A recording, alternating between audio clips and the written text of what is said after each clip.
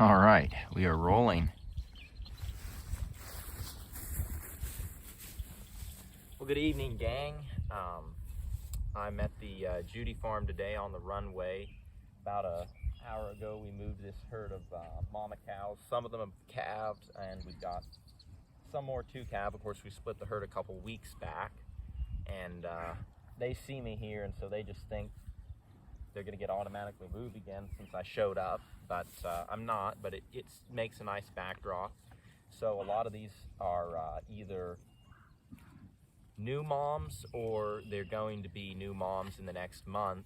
And today is Mother's Day. It's May 8th, and I wanted to continue talking about my farm story and sharing it with y'all, but I also want to be timely, and since today is Mother's Day, I decided to deviate from my regular course and go ahead and talk about my mom and share her background, and in the process share a little bit more of my background. And really, I think I've probably said this already once, but if not, I can't stress enough the power and the importance of mentors in your farming journey. And not just any mentor, you need to get the right mentors. No man's an island. Everybody needs friends. Everybody needs somebody to encourage them and to coach them forward in their journey as a farmer. And in a later video, I'm going to talk about some of the mentors I had growing up, but I wanted to start out, since it's Mother's Day, talking a little bit and sharing my mom's story. So a little bit of background about her. She grew up in Iowa, Dexter, Iowa, a small town. She was not a farm girl. She was a country girl in a small rural town, and she had a tough upbringing. Her mom died of cancer when she was 8 or 9. At least that was the clinical death. And when about the same time, her father kind of went away, and her grandparents ended up raising her. And they were growing up. Mom could tell me story after story of what it was like to be poor. I grew up with my dad. He was a petrochemical engineer, so even though we had a couple years when he was out of work, we had things pretty good. And back in the 50s, mom growing up, grandparents raising their grandkids, my mom, her brother, and her sister, they didn't have a lot of money, so mom didn't have her first dress that from the store until she was a teenager, and she wore everything until she wore it out. And going to school, because she was the poor kid in town, she was picked on for that. And so just the challenges of not having your parents, being poor, and being kind of the maverick or the sectioned off person was a challenge for her growing up. And rather than let that deter mom, she was proactive and persistent in learning anything and everything she could at school. And by the time she graduated high school, she was in the top people in her class. She showed a lot of dedication. She was big in PE. She played just about every sport she could, and then ended up going to Iowa State. And there she got a degree in PE and English and went on teaching. And I had a comment from a friend that watches the channel and said, "David, you told me you were an introvert. How come you can share so much and share so freely? That doesn't seem like an introvert to me." Well, the bottom line is it's something I've proactively prepared for, but it wasn't something that I initiated on my own. You see, I was homeschooled, but in school, my mom made a big deal about teaching me how to project my voice, teaching me how to make eye contact, teaching me to put points together cohesively, how to be a public speaker. And so a lot of the skill, or what skill I have as a public speaker, to share ideas, to share thoughts, to put them together, I largely owe to my mom raising us. And I guess this also goes without saying, my mom had me when she was 46. So for most people, they wouldn't have a kid that late in life. Mom was willing to, her attitude was, if God wants me to have a kid, I'll have it. And I'm not going to stand in the way. So needless to say, I'm grateful she had me that late in life. Work ethic and homesteading. I have a really good work ethic, and most people that I work with notice it, but I didn't start out that way. From an early age, I was probably 4 years old. Most people would consider that child abuse today, but I started out doing chores routinely and doing service projects on my family's homestead growing up. And it was that enjoyment and that diligence, the enjoyment of that work and the work ethic that I developed at a young age that has enabled me to have the discipline to pursue the farming dream, because it's not an easy journey. It's a long way to go.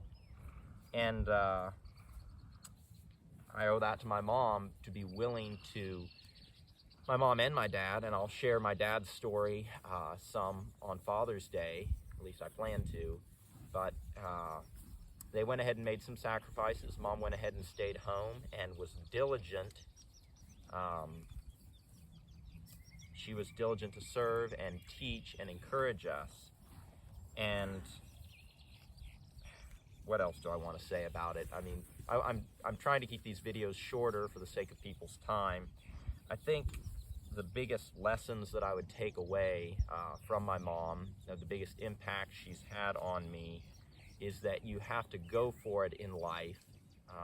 You can't be a quitter, and that's something I've heard from other mentors. But it's one thing when you work with somebody every day that shows you something. It's another thing if you grow up with somebody that is always used to defying the odds, that's always used to facing giants and being willing to take the principled path instead of the convenient path. And so as I persist in life and go forward in this farming journey, I'm going to be dedicated to what I have to do, and it's because of what I've seen in my parents and in my mom especially, to grow through the challenges that she had growing up and become a teacher, and then go on. I didn't even mention this. I might as well mention it in passing. My mom was also a missionary overseas and taught English and PE in Africa, as well as in Sudan, Africa, as well as in Jordan.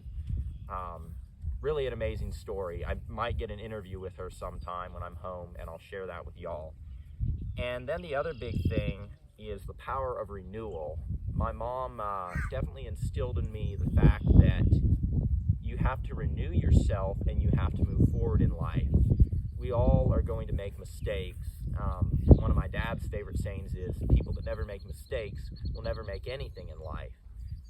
You simply have to be willing to mess up, to fail forward in life. But what happens when you fail? And this is the key thing here that my mom taught me, is you have to renew yourself. I renew myself by praying, by being conscientious about where I failed, by going through the learning process to see how I can improve. And I get excited about how much I learn from my failures, and that fuels me to go forward. And Mom impressed on me that you're always going to have to go forward in life, and you have to leave, the way she would say it is, leave the past behind. Learn from your splat or your failure, and then get up from it. And so as I continue sharing my story, you're going to hear me describing a lot of different failures and mistakes I've made over the years.